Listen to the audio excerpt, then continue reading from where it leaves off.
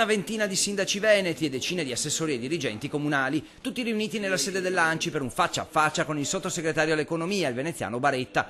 IMU, TARES, distinzione tra imposte statali e municipali e un livello di esasperazione che si fa sempre più preoccupante, come detto con linguaggio diretto dal presidente ANCI del Veneto. Da 1 a 10 il livello di esasperazione dei sindaci veneti? A 10 più. Il problema è quello dei soldi bloccati dal patto di stabilità e da quelli di una tassa, l'IMU, che non si sa ancora dove finiranno. Per Belluno di quanto parliamo?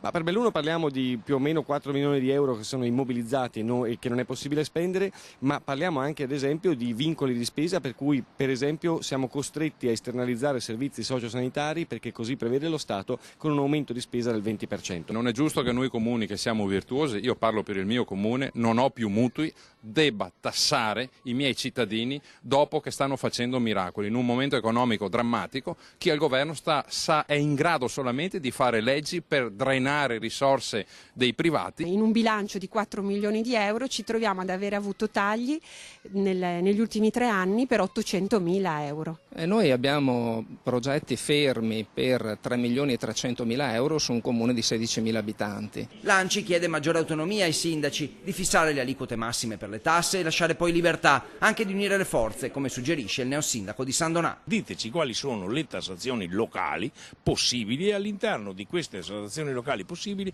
il sindaco abbia le mani libere, di modo che incassa 100 e distribuisce 100 in servizi. Questo è il modo di valutare un sindaco. I sindaci ogni giorno rispondono ai cittadini, vengono presi a calci nel sedere quando sbagliano e quindi è giusto che i sindaci abbiano almeno libertà di spesa per quei pochi soldi che ci sono. La possibilità per i comuni di lavorare insieme, di unire i servizi e quindi unione dei comuni piuttosto che fusione eccetera per cercare di recuperare ulteriori risorse.